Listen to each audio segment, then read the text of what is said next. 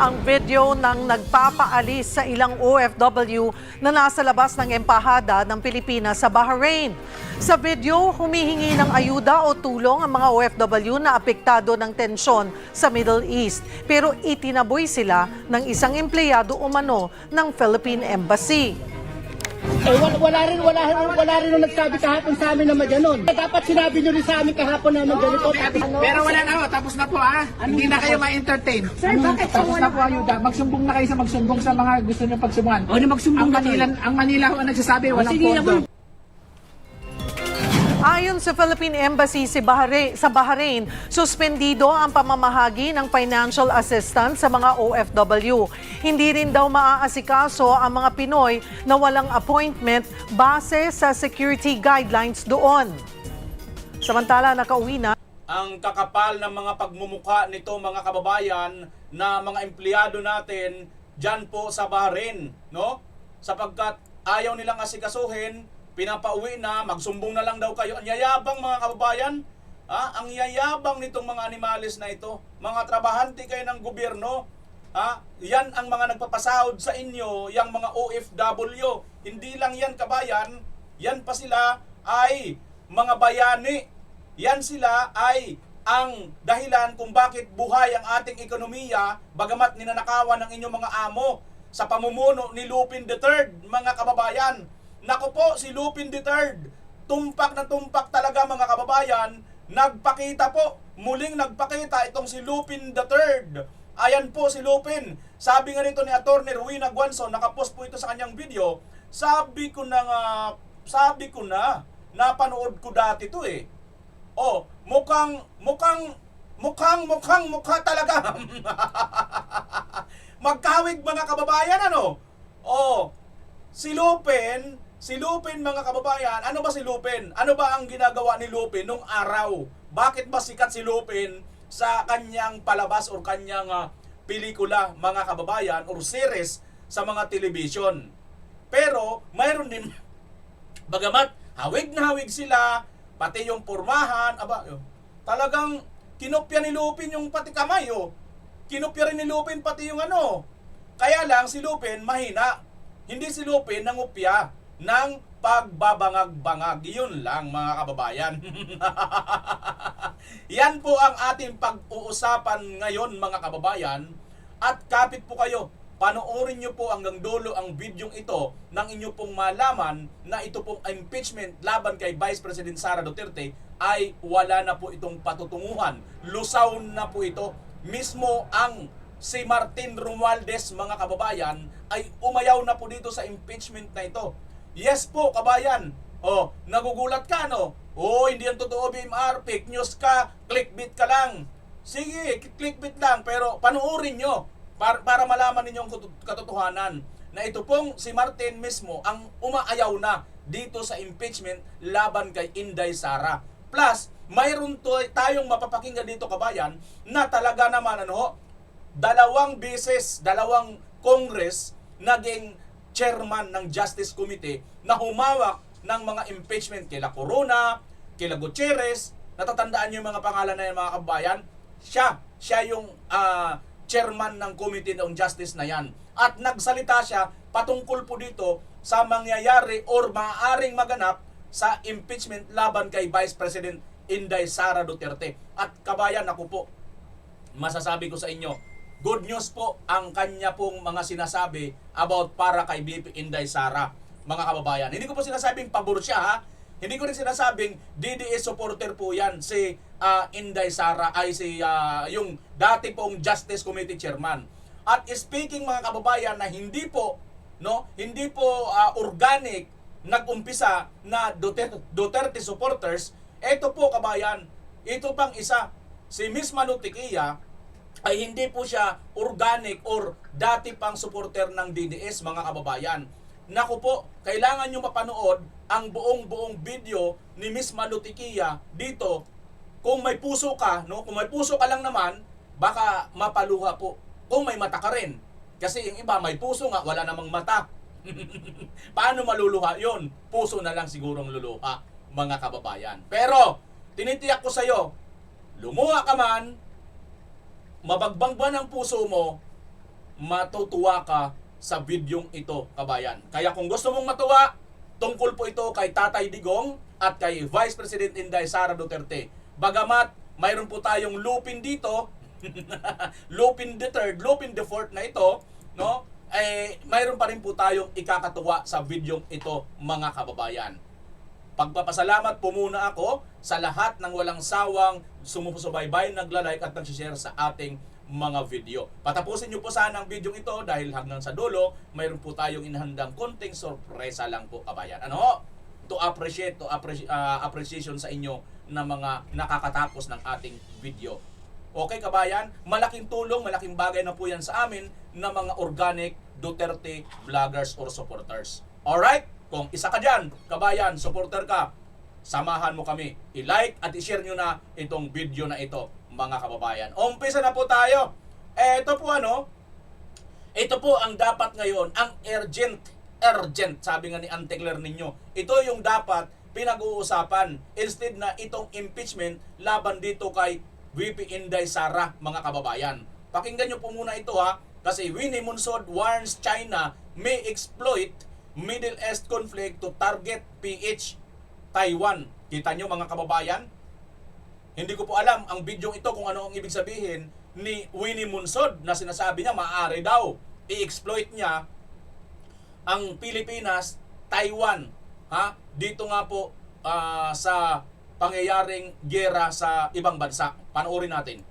China may attack the Philippines and Taiwan amid the ongoing conflict in the Middle East. That's according to former NEDA Secretary Winnie Monsod. More on this report.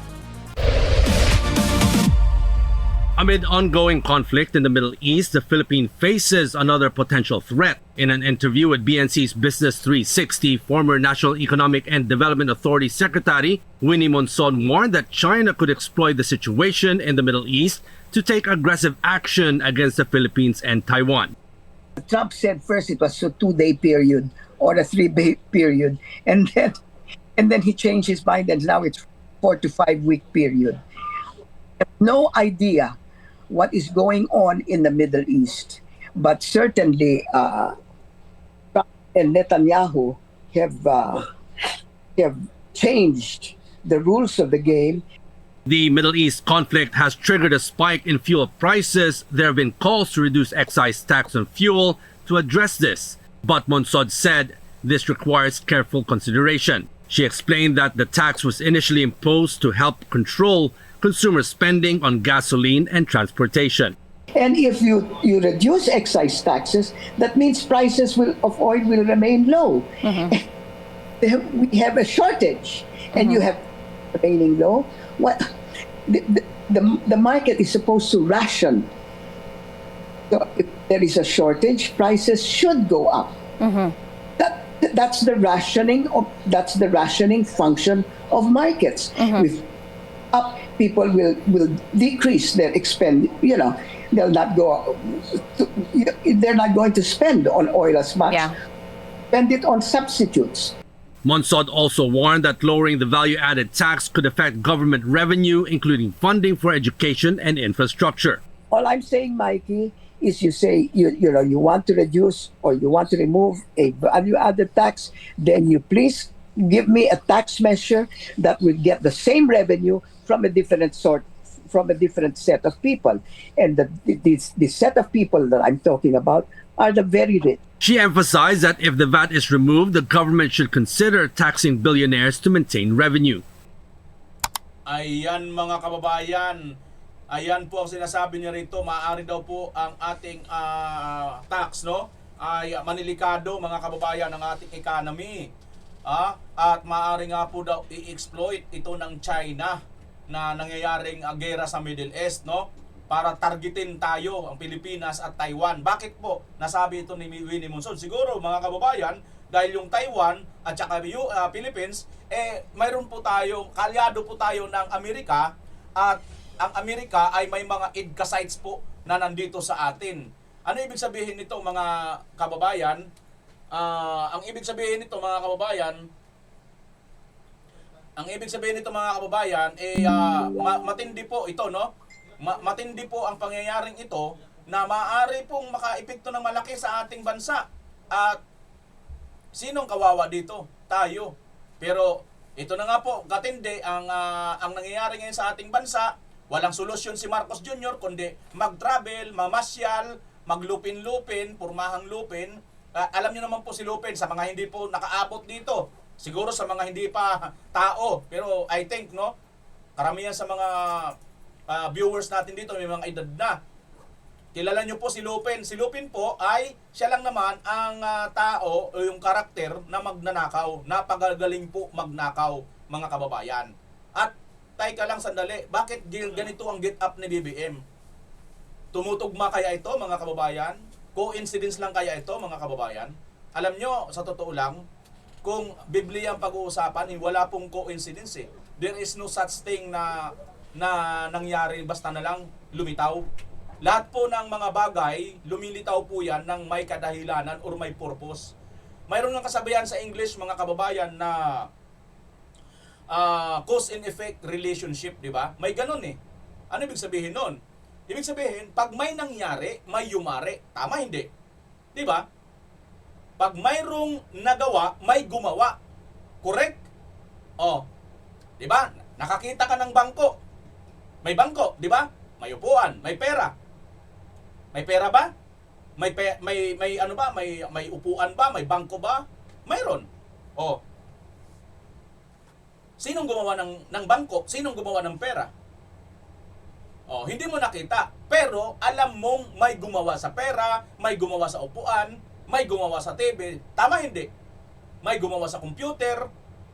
Katulad nitong ito. Aking salamin. May nakikita ka sa salamin, di ba? Mayroon. Pero hindi mo alam kung sinong gumawa. So ibig sabihin, ito 'yun. May nangyari, may yumari. May nagawa, may gumawa. Cause and effect relationship.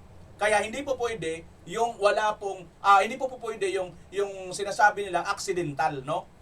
Yung ano bang Big Bang theory na sinasabi nila na from nothing sumabog si nothing pagkatapos nag-form naging itong mundo ngayon ang katangahan, no? Wala nga eh pa.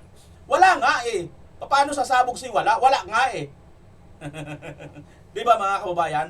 Ngayon, ito si Marcos Jr., sa dinami-dami naman ng karakter. Andiyan si Captain Barbell. Sino ba? Yung mga hero, Superman. Ito pa talagang si Lupin. Ano ba si Lupin? Magnanakaw. Napakahusay magnakaw. War a coincidence, mga kababayan. Dahil itong si Marcos Jr. ngayon ay kontrobersyal sa ating bansa na mukhang magkakamit this time, mga kababayan, kung nagtagumpay silang tanggalin yung nasuna na una na dating nag-Guinness Book of Record yung kanyang tatay, mukhang ngayon magtatagumpay na po siya. Mailalapidan na po niyan yung pangalan ng Marcos na Guinness Book of Record, magnanakaw of all time sa buong universe, buong mundo, mga kababayan. Hindi po yan coincidence siguro. Kasi sabi nga natin, di ba, premise, wala pong ganun eh. There's no such thing na may magaganap sa wala. Of course, pag wala talaga yan. Tama, hindi? So, mga kababayan, ito, tumugma lang siguro, no? Tumugma lang, mga kababayan. Logical lang yan. Okay? Ano ang gusto niyong unahin natin? Itong kongreso? Umayaw? O yung kay Tatay Digong? Kay Tatay Digong muna, mga kababayan. Bago natin puntahan ang impeachment ni Bibi Inday. Kay Tatay Digong muna kasi nakakatuwa ito. Alam niyo, nang pinapanood ko po ito, si Miss Malutikia, ay naluluha po ako at alam mo yun, nagmix ang aking emotion nang mapanood ko ito kanina, bago ako sumalang ngayon. Nagmix ang emotion ko, naluluha ako, natatawa ako, na mayroon sa aking isip na realize ko ba, realization, ganun pala, kaya pala, mga kababayan. I think, dito ngayon, panuorin natin ito, baka maging ganun din ang inyong ano. Tandaan nyo, mga kababayan, ako rin, hindi rin po ako Duterte supporters organic agad. I mean, hindi ako bumuto kay Tatay Digong noong 2016. Katulad nito, ni Miss Malutikia, si Binay din. Binay po ang kanyang sinuportahan, mga kababayan. Sikat na sikat si Binay noon eh. Never heard din naman si Tatay Digong sa nasyonal. Di ba? Aminado naman tayo eh. Umangat lang si Tatay Digong sa survey yung malapit na ang eleksyon. Di ba? Panoorin natin si Miss Malutikia at ihanda nyo po ang inyong mga panyo, no? Ihanda nyo yung panyo. Maaring maluha kayo, maaring tumawa kayo, maaring mangiti ang inyong puso dito. Panoorin natin, mga kababayan. Parati ho akong sinasabing DDS, sinasabi ko hindi ako DDS. Bakit ho? Nahihiya ho ako doon sa original na DDS. Kasi noong 2016, kay Binay ho ako. Si Binay yung kandidato ko. Yun yung first time ko nakikita si Ang layo talaga nitong ni Miss Malutikia doon sa mga kakamping, dilawan at mga pulahan, mga kababayan, ano? Kain suka, kain tae po sila ngayon, di ba? Pasintabi po sa mga kumakain, ha? Ito kasi si Miss Malutikia, Attorney Rowena Guanzon, ito yung mga tao na may mga prinsipyo sa buhay, hindi ba yung sampay bakod yung prinsipyo? Ano ibig sabihin ng sampay bakod, mga kababayan? Kung sa probinsya mayroong bakod, no? Doon sinasampay ang mga damit. Alam niyo naman po ang mga bakod na gawa lang ng mga mahinang kawayan, tagpi-tagping kawayan, di ba? Ganun, pag ganun sampay bakod, di ba? Hahapay dito, hapay doon kung saan tangayan ng hangin. Ganun po ang sampay bakod na prinsipyo. Pero ito po si Miss Malutikia at saka si Attorney Rowena Guanzon, no? Na-interview ko na rin to si Miss Malutikia, pero next time siguro makaka-one-on-one din natin ito, mga kababayan. Hindi na kasi tayo nagla-live eh. Pero minsan kausapin natin ito minsan, ano? Masubukan natin ma-interview. Sige mga kababayan, tuloy natin. Napakahusay ng prinsipyong itong ng mga taong ito, no? PRRD sa mga debates. Parati ho niya ako linoloko na parati ho ako may dalang mga box at folder. Sabi niya, day, ano yan? Sabi ko, sir, platform ho namin. Alam mo, wala akong platform. Sabi ko, sir, kay Binay ho ito. Sabi, hindi, pakita mo lang sa akin. Sabi ko, ano ba itong kandidatong ito, no? Pangalawa namin pagkikita, nahiya naman ako sa kanya kasi, sir, nakabarong ho lahat ang aakyat sa stage. Ganun ba? Hindi ba maganda itong suot ko? Hindi, sir. Sa Pangasinan ho yun. Nagpabili siya ng barong.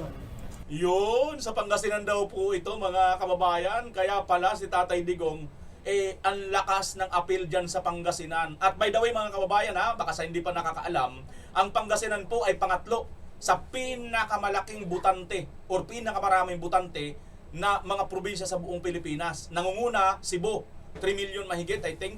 Sumunod, Cavite, magti 3 million din yata sila or 2 million mahigit.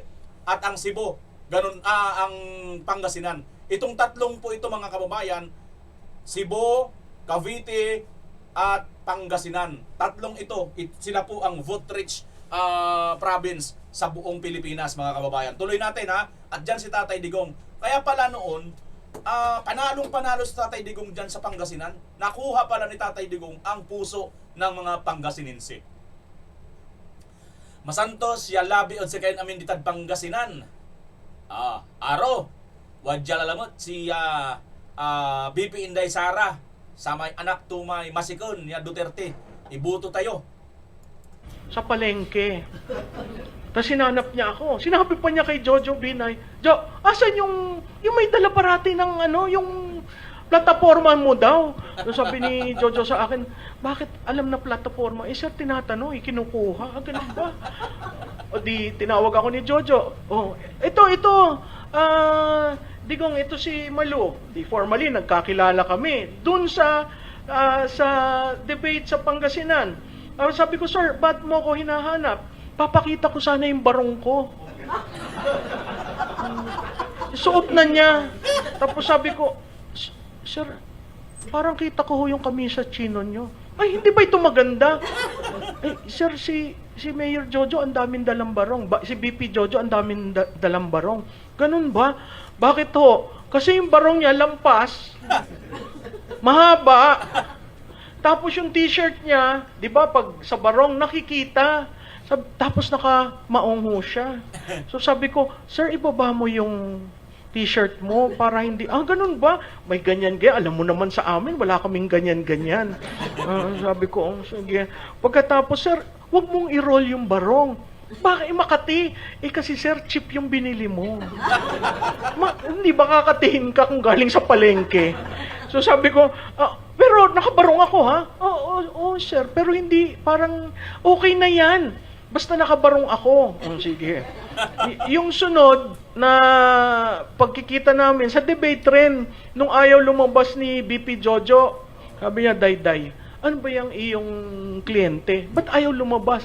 Sir, kasi magpe-present kami ng data. Wala ng data. Tinan mo ako kung magtanong. So, yung pagiging kilala ko sa kanya sa debate, yung first debate, na lahat kami nakunan ng litrato ng GMA7 na nakanganga. Yun yung tinanong ni Mike Enriquez na tungkol sa pagnanakaw. Ito naman sinabi na namin kay Jojo Binay, huwag kang magre-raise ng hand tungkol sa nakaw. Any reference, huwag kang magre-raise. Nag-raise ng hand. Sabi ko, ano ba yan? So nakunan kami nakanganga. Okay. Tapos nakita namin yung sequence, ang magtatanong pala kay Miriam, si Digong. Sabi ko, okay to. Lahat kami nagulat nung nag-embrace sila. Ano ang tinanong ni Digong? Miriam, how are you? Sabi ko, ano ba naman ito? Debate ito. Tapos, tapos si Miriam naman sumagot, if there will be a president, it's him. So lahat kami nakaganon, sabi ko, naghanda pa naman kami ng rebuttal. Nung nagtanong na si Miriam sa amin, matindi. Sabi namin, after nung debate, sabi ko sa kanya, Sir, anong magic mo? Bakit ganon? Wala. Kayo, aral kayo ng aral. Tingnan mo ako, ganyan lang ako. Tapos kay Grace, yung medyo nahulog kami sa tanong niya, kung alas 3 ng madaling araw at may pumutok, anong gagawin mo? Lahat kami nagtinginan. Sabi ko, ano ba ito? Magaling ho siya. Kasi, street smart and he can think on his feet. So sabi ni Jojo sa akin, kasi kinuha ako for debate preparation. Sabi ko, Sir, talo na tayo dito. Hindi, Malo. Talo na ho tayo dito. Bakit naman? Tingnan mo, Sir, ganito si Makati. Ganito si Davao. Parehong LGU. Parehong mga mayors ang core. Naku, nakita ho namin sa survey namin, unti-unti kami nahuhulog. Tapos yung linya na unti-unting tumataas, si Duterte. So sabi namin, ano ba namang style nito? Tinapon niya ang playbook sa pananamit, sa pagiging kandidato, sa panliligaw. Talagang tinapon niya. Tapos wala naman siyang pondo sa ads. 'Di ba? Lahat nasa social media. Tapos, alam mo niyo what broke our back? It was the BGC rally. Kasi sa BGC, late na siyang dumating, hinihintay siya ng tao. Yung sabi ni Jojo, nasaan kayo? Sir, nandito kami sa BGC. Anong ginagawa niyo dyan? Tinitingnan ho namin reaksyon ng tao. Bakit? May iba pa bang reaksyon? Sir, naghihintay sila, walang pakain, walang patubig. Late na siya ng parang 5 hours, 6 hours. Pero nandun yung tao. Parati ho akong sinasabing,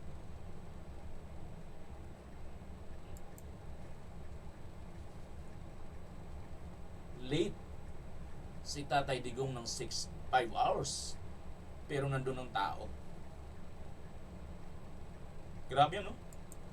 Alam nyo, pag may puso ka, mararamdaman mo talaga eh. Liban na lang sa wala kang puso, no? Kaya yung utak mo nakain na ng sistema ng droga, illegal na droga. Mararamdaman mo eh yung pagiging totoo nitong tao ito. Biruin mo, wala siyang ads, wala siyang media. Wala nga siyang katulad ni Miss Manutikia. Tatawanan lang siya, di ba? Pero si Miss Manutikia mismo umamin.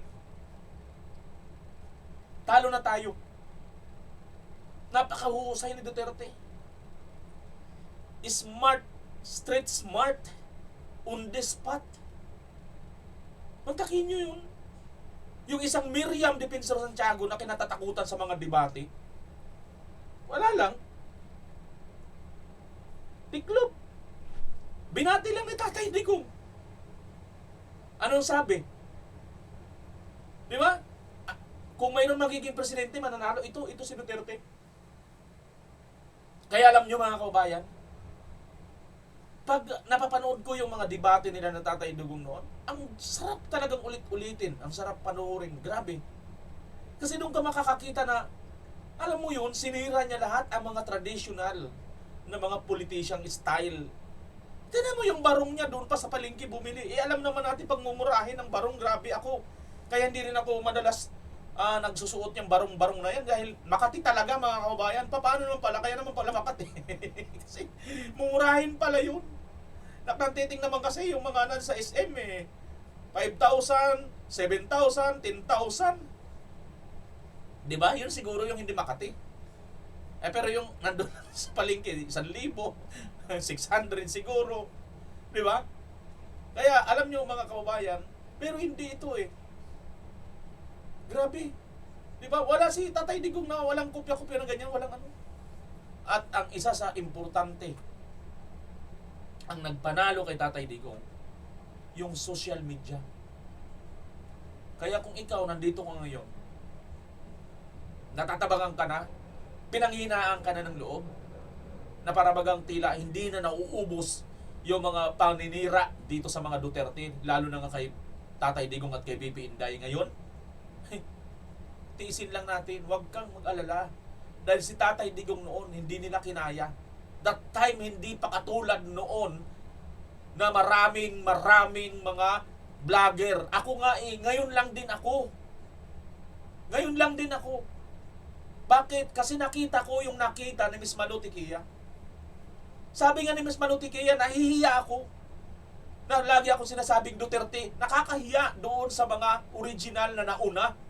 2016 dahil siya ang ibinuto niya, ang kanyang pinangangampanya si Binay, at ang mga moment na nakakausap niya yung Duterte ay mga ganyan, awkward, parang siya yung parang ako in-imagine ko parang nahihiya ako para kay Tatay Digong that time kung ako yung si Miss Manu Tiquia, no? Kasi hindi ito yung typical na kandidato. Siyempre ang mga kandidato, paano yan lagi yung paganta pogi, ngiting aso, di ba? Ganon yan tama hindi? Kahit hindi nga nakakangiti ngingiti yan para lang mag-portray sa tao na maliwalas ang pagmumukha. Di ba? Pero sa Tatay Digong wala siyang pake. Ito yung natural ko, ito lang yun. O, nakabarong lang, nakapantalon lang, nakamaong. Di ba? Yun kasi ang yung hindi ka kasi diyan pupunta para magpapugi. Hindi pupunta ka diyan para magtrabaho. Ito yung hindi naintindihan ng mga hinayupak na mga politiko Nag-a-apply sila trabaho, hindi sila nag-a-apply maging boss. Alam mo, pagka nagkaroon ako ng pagkakataon, masabak ako dyan sa mga political debate. Ito lang, simple lang ang tatanong ko lang sa kanila, ano bang ina-applyan ninyo? Di ba, public servant? Ano ba ang public? Public karamihan mga tao, di ba? Yan, public yan. Ano bang servant? Alipin. Alipin ka, kung ita-translate mo sa Tagalog, yung public servant, alipin ka ng mga tao, ng publiko, nakakarami. Pero, baliktad. Pag naupo na itong mga hinayupak, lalo nito mga congressman na ito, parang sila na ang mga Poncio Pilato. Kung sino na silang mga Judas Barabas Istas na napakatataas ng tingin sa sarili. Which is, ito ang wala sa kanila, kay Tatay Digong nandoon. Nandoon na si Tatay Digong sa taas, humble pa rin. Ayan tingnan nyo yung video na yan Tingnan nyo yung video na yan. Asan na ba yun? Dito sa kabila. Yan Kay BP Sara yung isa na yan Pero yung dito sa dulo, ayun Presidente yan dati. Sino ba ako? Pero kung tingnan mo kung ang itsura namin dalawa, para lang kami matagal nang magkakilala. Para lang kaming mag-tsuhin, mag-uncle, di ba? Magtatay, magkapatid, magpinsan, kung ano man. Napaka-close lang. Tingnan nyo yung itsura ni Tatay Digong dyan mga kababayan. Kaya doon sa mga kakilala ko, kaibigan ko pa yung iba, na hanggang ngayon, hindi pa rin sila namumulat. Masama pa rin ang tingin nila kay Tatay Digong. Magnanakaw pa rin ang tingin nila dito sa matandang ito. Malang araw, mamumulat din kayo. Malalaman nyo rin ang katotohanan. Ang problema kasi, hindi ayaw nyo nang buksan ang inyong mga puso at isip, ang inyong mga mata. Kasi kung bubuksan nyo lang inyong mga puso at isipan, mata, tinga, buksan nyo lang lahat yan. makikita ninyo yung pagiging humble nitong mag-amang ito. Mantakin ninyo, hindi sila yung presentado alsado. Meron nga akong nabasa minsan post ni ni Atty. Rowena Guanzon, sabi niya, alam niyo yung pinabilib ko talaga dito? Kasi yung nanay, hindi daw siya bumilib kay BP Sara, kay Tatay Digong, hindi. Alam niyo kung bakit si Atty. Rowena Guanzon bumilib sa mga Duterte? Dahil dun sa asawa ni Tatay Digong, yung nanay ni BP Inday Sara. Bakit? Tingnan niyo mga kababayan, naging presidente si Tatay Digong, vice president na si BP Inday Sara. Nakita niyo ba yung nanay niya? Nakita niyo ba yung dating asawa ni Tatay Digong? Never, di ba? Never na nakialam. Never na nagpap-media. Wala, as in, nasa background lang talaga, literal. Di ba? Yan yung mga kriteria at katangian ng mga tao na hindi po mapagsamantala sa kapangyarihan. Kaya yan ang hinahanap ng taong bayan. Kaya kung isa ka diyang kabayan, huwag ka na pong magdamot. I-share mo ang video ito nang marami naman po ang maliwanagan katulad ko, katulad ni Miss Malotiquia. Marami pa po tayo dapat magising sa katotohanan na ito pong mga Duterte ang tunay at totoo lang pong nagmalasakit sa atin na mga mahihirap. Bago si Duterte at pagkatapos ni Tatay Digong, itong si Marcos, same lang po sila, sabi ng boss namin sa China, Chinese noon, sa nagtatrabaho pa ako sa restaurant. Same. Sabi naman Tagalog na marunong magtagalog na yung Chinese. Pale-paleho. Yun. Oo. Bagamat pinagdasal yun ng ama namin, ng Ave Maria, ang kanyang dasal, hindi ama namin, hindi Ave Maria, kundi pale-paleho. Kasi puro pares lang din naman daw eh. Hindi, mga kababayan, di ba ganun? Pale-paleho lang naman talaga eh. Sabi ng inchik na marunong na magtagalog. Di ba? So ngayon mga kababayan, yan po ang nasa mga Duterte. Yung traditional or trapo, pamunas, basahan, marumi na mga politiko ay tinanggal niya po yan sa kanyang pamamahala, naging maayos, malinis at totoong pinaglingkuran ang mga katulad natin na mga mahihirap at nasa laylayan ng ating bansa. Especially ang mga OFW. Na ngayon mga kababayan, ginagawang tiwawa nitong Marcos administration na ito. Pinapahiya ang ating mga kababayan na siya nga lang ang nagbibigay ng tawag nito, ng 60% ng economy ng Pilipinas sa kanya galing. Okay? Yan po mga kababayan ang atin pong nakita po dito. Now, ito na. Yan po kay Tatay Digong. Lipat tayo dito mga kababayan. Alam nyo ba mismong si Martin Romualdez mga kababayan, iayaw na po dito sa impeachment? Oo, pictures kaya BMR. Ipakita mo sa amin ang pruweba na umaayaw na talaga si Martin Romualdez.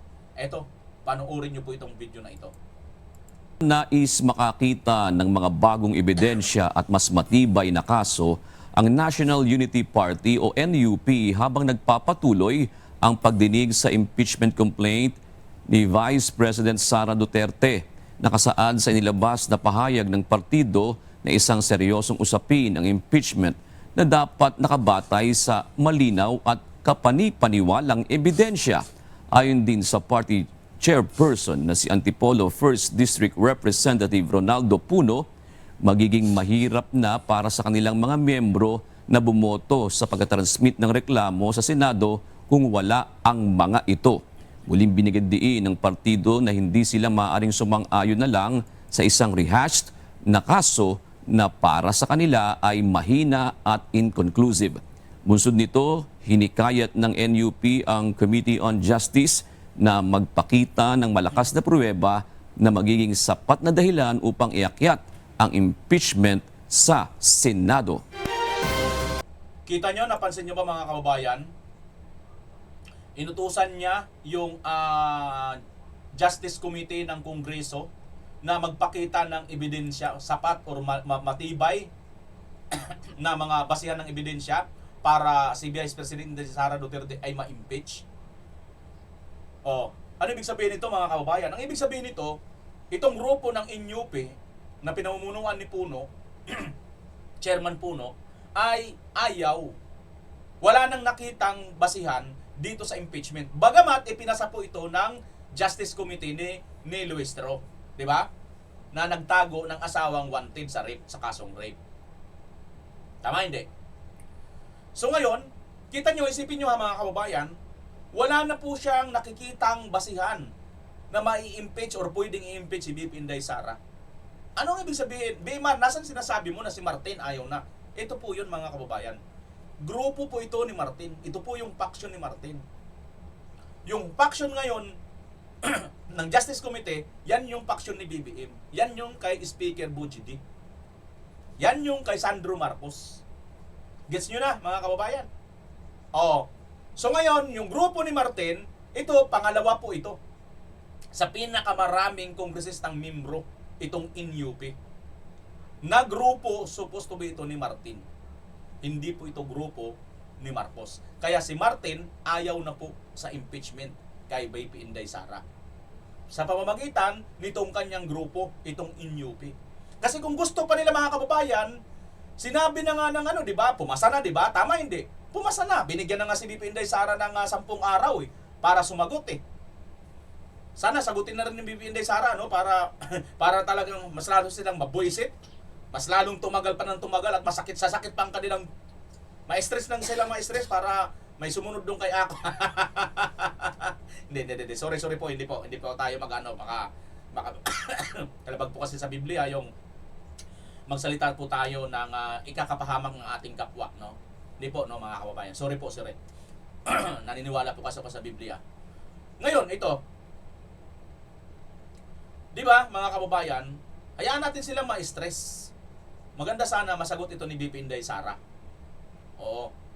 Para ma-prolong. Kasi pag sumagot si BP Inday Sara, 10 araw, di ba? So, sasagot si BP Inday Sara doon sa ika-10 araw para na-consume, nabawasan ng kanilang oras or time. Kasi 1 year, tandaan po natin 1 year lang po ito. Kailangan, hindi na sila pwede magsampa uli ng another impeachment within 1 year, di ba? So ngayon, pag ginamit ni BP Inday Sara yung 10 araw na ito, doon siya magsagot, na-extend ng 10 araw. Tapos, hindi pa yon magtatapos. Another 10 araw naman para naman sa kalaban. Sa nagpapa-impeach kay BP Sara, prosecution. Ngayon, siyempre, hindi na sila magpapatagal-tagal, tumpik-tumpik. Isang araw na lang din. 11 days na to. Babalik ulit kay BP Sara, 10 araw again. Another 10 araw, doon ulit sa 10. Sasagot sila isang araw. Saan mangyayari? 30 days sa mangyayari dito, o mahigit 30 days, sa mahigit 1 buwan. Hindi pa tapos dito. Dito pa lang sa stage na yan. Bago pa pagdebatihan at bago pa pagbutuhan, napakarami pa munang dadaanan. Baka abutin kayo ng December dyan. Gets yung mga kababayan? Kaya ako lang hindi naman ako kongresista or hindi naman ako abogado, no? Para magpayo kay BP Inday. Pero kung ako lang, para lalo pang sumakit ang mga ulo nito mga hunghang na ito, mas maganda talaga ganun ang gawin ni BP Inday. Technique yon para maprulong ng maprulong, di ba? And then, pag naipasa nila yan dyan, pero I doubt kasi ito, hindi na po ito bubuto. Sa tingin ko, hindi na po ito bubuto. Sila na nga mismo magsabi. Kasi kung bubuto pa yan mga kababayan, anong mangyayari? Di ba dapat hindi na yung nagsasalita ng ganyan? Tama hindi. Unless kung talagang command din ito ni Martin na kunwari, kalaban tayo ni BBM. Para tigilan tayo. Para hindi ako imbestigahan. Kasi nga medyo kumikiling na tayo kay Sara. Stikalan mga technique nyo Wala na kayo, barado na kayo sa taong bayan at sa amin na mga supporter ng mga Duterte.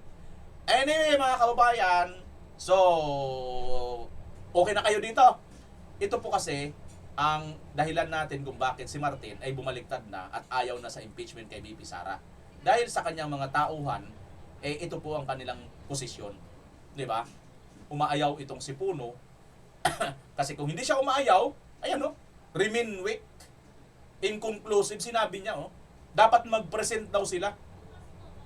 Reiterate that we cannot vote. Hindi daw sila boboto in favor of a rehash case resting on previously presented information that in our opinion daw nila, weak, mahina, inconclusive, wala daw talaga. Basura yung nauna ng impeachment, mga kababayan. Kasi nga, yun pa rin ang ginamit nila eh. Nadagdagan lang ngayon. Dito nga kay Ramil Madriaga, na isa namang basura din. Na isang huwad na witness, mga kababayan. Okay? So, dagdagan ko pa kayo. Ito ang mas magpapahirap sa kanila, mga kababayan. Itong si Tupaz, Niel Tupaz Jr., siya po ay humawak siya ng Congress ng 6 na taon bilang isang justice chairman. Yan, committee chairman, katulad ni Jerbel Ruistro. Ano ba ang kanya masasabi patungkol dito sa impeachment ni Bibi Inday Sara? Panoorin po natin sa programa ni Attorney Rufel Fernandez Banyo. Ang complainant, at after that, na submission of documents, magbubutuhan ulit yan, Attorney Rufil, committee. Ang butuhan naman yan is whether there is sufficient grounds to impeach the Vice President. Ngayon, simple majority lang kailangan doon. Ngayon, kung manalo ulit, let's say overwhelming ulit or simple majority, magkakaroon sa third stage, which is the last stage in the Committee on Justice. Ito yung tatawag nilang hearing. Pero yung hearing na yan, hindi talaga totoong hearing yan sa korte. Kasi hindi pwedeng mga abogado dyan. Ang mangyayari lang dyan, ang cross-examination and of course first examination of the witnesses, ang mangyayari dyan, gagawin na ng mga members of the House Committee on Justice. At yung hearing na yan, yung third stage, they will vote, pero absolute majority na kailangan kung merong bang probable cause. So it is only sa third stage na pag may probable cause, it is the only time na pupunta yun sa plenary. So medyo mahaba pa yung proseso sa Committee on Justice. Pag dumating naman sa plenary, we all know yung threshold. Tingnan niyo mga kababayan ha, bago dumating sa plenary, mayroon pang 3 stages na dadaanan ito ng mga hearing. Bukod pa yung sasagutan, di ba? Kaya nga, ang hirap nga ng sitwasyon nila nito eh. Pakinggan pa natin ha, mahaba-haba talaga ito mga kababayan. Told dyan 1/3 of all the members of Congress, which is kung 320 ang membro, 107. Pero kung tinatanong nyo ako, Attorney Rufil, kung may pag-asa ba yan, nakita natin overwhelming committee yung ano pa lang, preliminary eh. So I think yung 1/3 na yan, na let's say 107, 110 votes sa plenary, I think kayang-kayang makuha yan. No? Pero depende pa rin kung ano yung political situation ng mga partido, ng House leaders. Of course, may Malacanang influence. At sumusunod naman dyan eh. Yung kung ano yung kumpas sa taas, sumusunod yung mga congressmen. Ayan mga kababayan, so kita nyo na. So itong grupo ni Luestro, ito po yung may sunod ng kumpas sa Malacanang. So makikita nyo dito mga kababayan, hindi po sumusunod sa kumpas ng Malacanang itong INUP. Di ba? Ni Puno, na grupo ni Martin Romualdez. Maliwanag mga kababayan na kung sakasakali magtuloy man ito at makakuha sila ng 1/3, ay dito sa grupo ito ni Marcos, hindi na sa grupo ng INUP na kay Martin. Gets nyo? Now, posible pala BMR, anong na sinasabi mong hindi na? Bago pa kasi mga kababayan makarating dyan, ayun nga munang dadaanan eh. In-advance ko lang po itong video na ito. Dadaanan muna yung ilang mga stages, no? Bago pa dumating doon, sa butuhan na yun, napakahabang proseso niyan. Kaya madugo pa yan, kaya maaari pa bang magbago. At mamaya, pag nakita na talaga nila, yung demand ng taong bayan, susunod po itong mga kongresista. Mauuna dito yung mga senador, makikinig po yan sa salita ng taong bayan. Kung ano ang sigaw ng taong bayan. Kaya ikaw, huwag kang mapagod. Huwag tayo mapagod. Tuloy tayo. Kasi pagka napagod tayo, sasabihin natin, wala naman nangyayari, anak ko. May mangyayari talaga. Ang mangyayari, papabor sa kanila pag tumigil ka.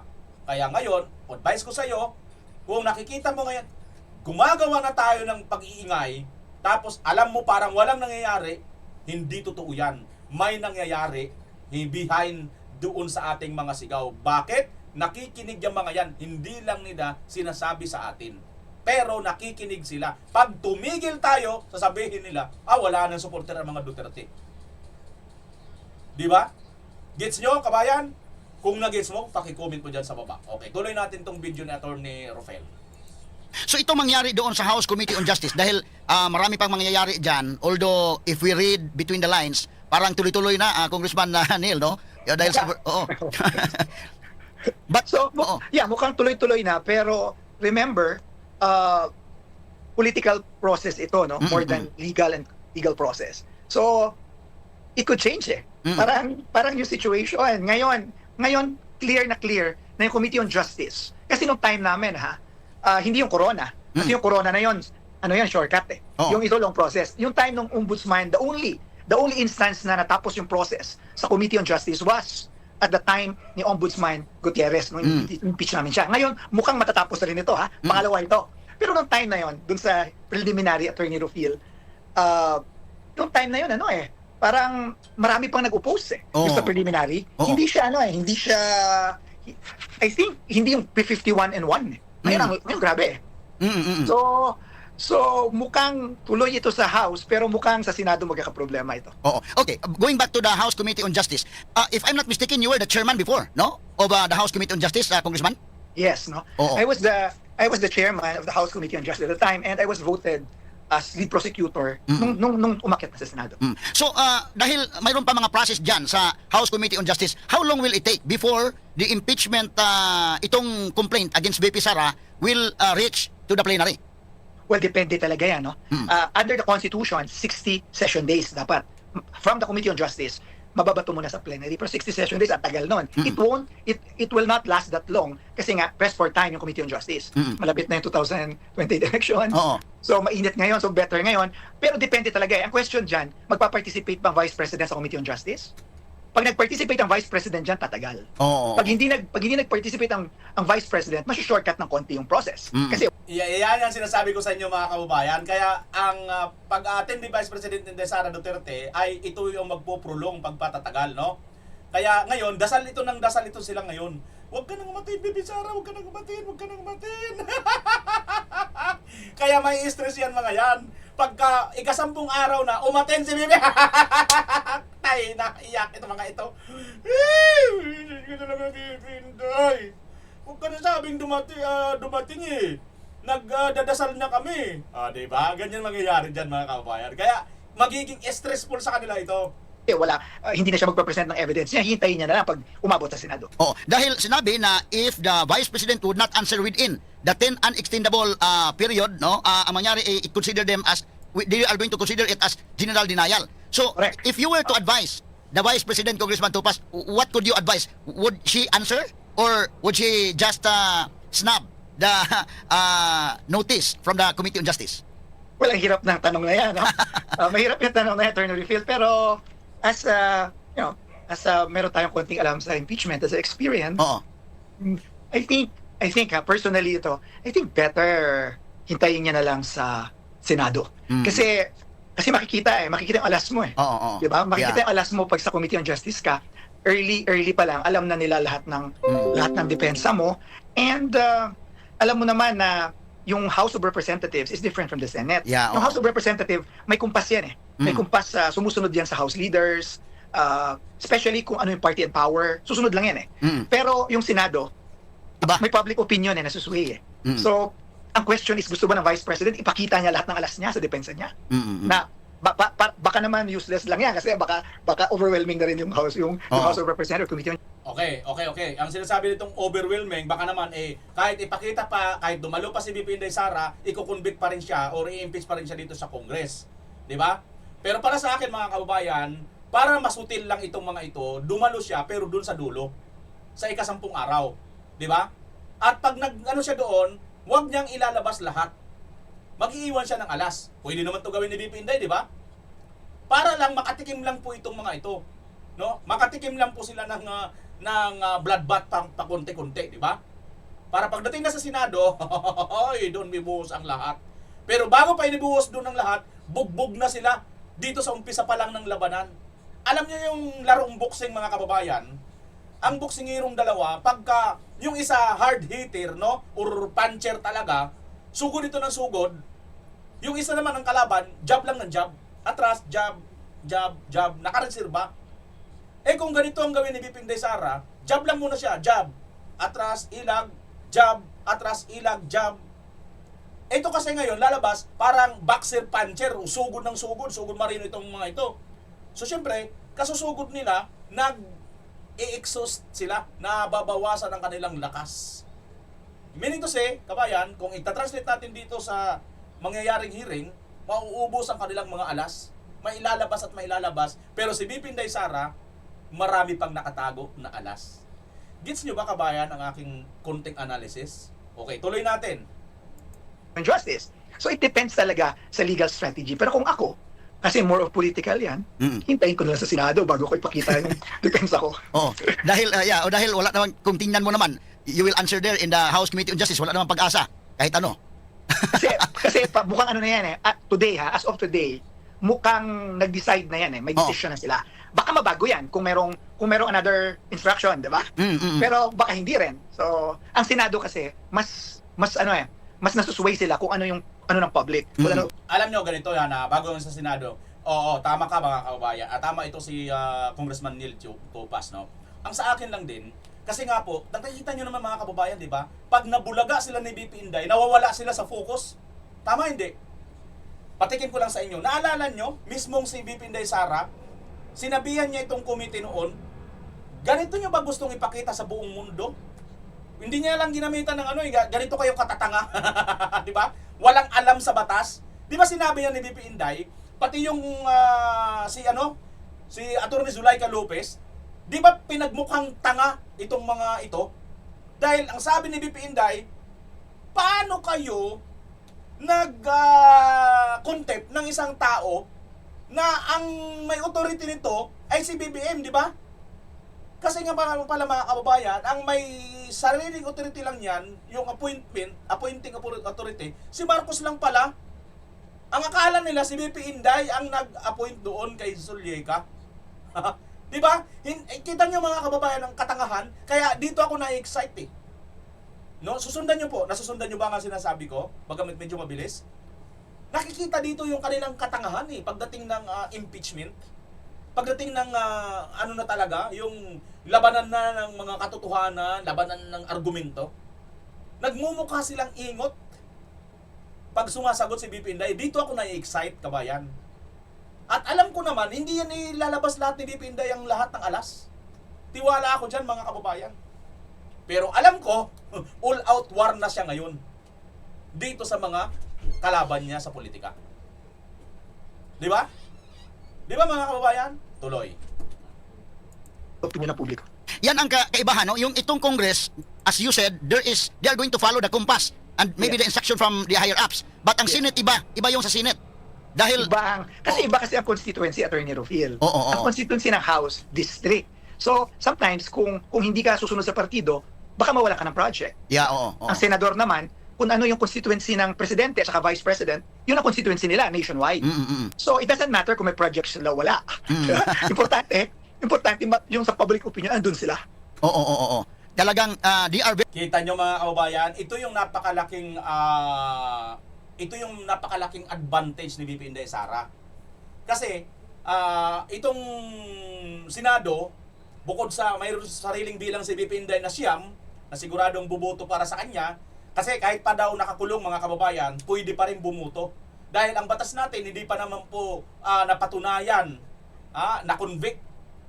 Halimbawa, si Senator Bato, Senator Bongo, nadala sa ICC, wag naman, sana no, halimbawa lang, hindi pa nakukonvict po, pwede pang bumuto. Kaya, iyak tawa pa rin sila. At yung mga senador dyan, marami dyan ang hindi talaga payag dito mga kababayan. Bakit? Kasi nga, yung public opinion, yung taong bayan, nakikinig po itong mga senador.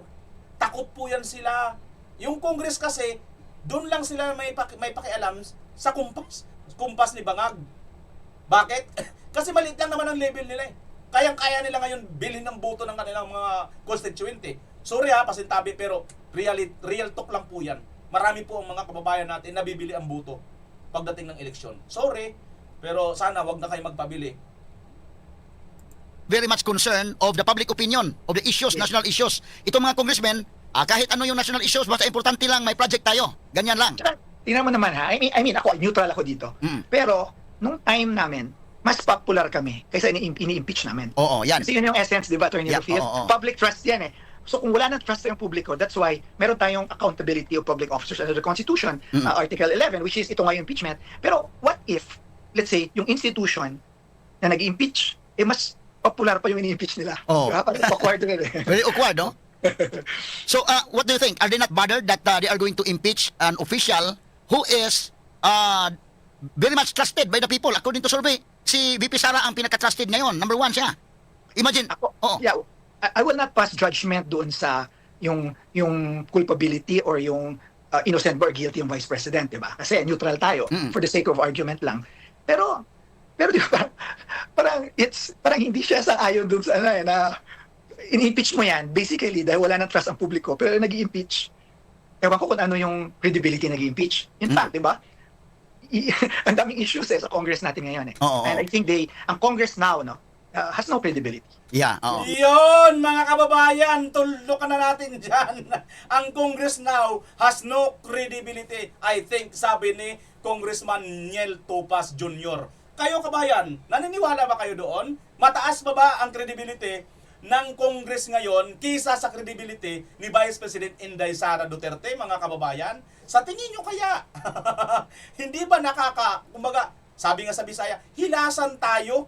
Kayo yung mga nagsasabi ng accountability, pero kayo, mali-malita. Sangkot kayo. Sangkot kayo sa mga mali-malitang pera. At kayo ngayon ang gustong magpa-impeach sa hindi man lang nasangkot sa malita?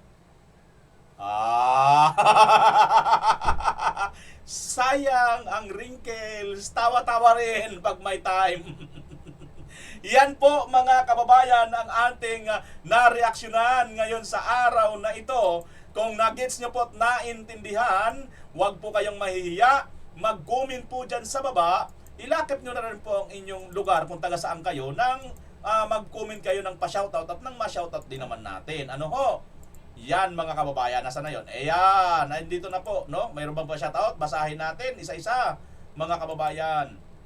Good morning, Idol Beam. Idol, I'm watching from Dammam, Kingdom of Saudi Arabia. Sabi ni Lucy Evangelista. Good morning sa'yo. Hello, VMR. Maal Jose. Yan. Hello rin sa'yo, Maal Jose. Grace Zapwes Tilik. OFW in Jubail ba to? Saudi Arabia from Aklan. Solid supporter ng Duterte. Yan. Yes, BMR, always watching your video. Sabi ni Blessed Nini Vlog. Ayan. Hariraj Dula, good morning sa lahat ng nandito. Shoutout Maka BMR. Watching from London. Yun. Watching from Singapore, Richie Panyero. I'm always watching from Ibisin, Capiz, BMR. Helen Buendia. Thank you. Hello BMR, dito lang palagi sa Gidley with full support. Thank you Ate Charilo, ang aking member.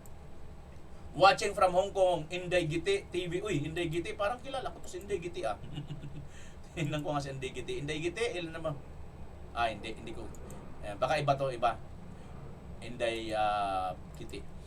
Subscriber po ako sa iyo, BMR, from Kabadbaran, Agusan del Norte. Solid Duterte tayo 2028. Mina Racho. Oy, thank you sa Kabadbaran, Agusan del Norte. Diyan ba si Lulong? Kay Mina Racho.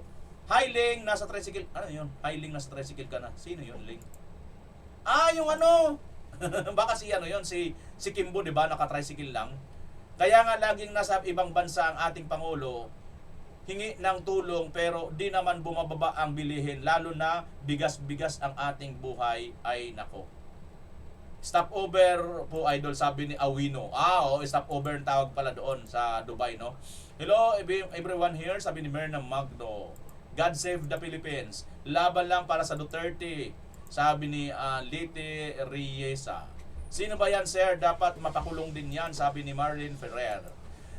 Sobra naman kamogi, lisod-lisod pa ninyo ang OFW, sabi ni Lito Ignacio. Ayan po, mga kababayan, kung gusto nyo pong magpa-shoutout, paki-comment nyo po dyan sa baba at ang lagay nyo yung lugar para malaman po natin kung saan nakarating itong ating video. Maraming salamat po muli, Pilipinas, as always. Bye-bye!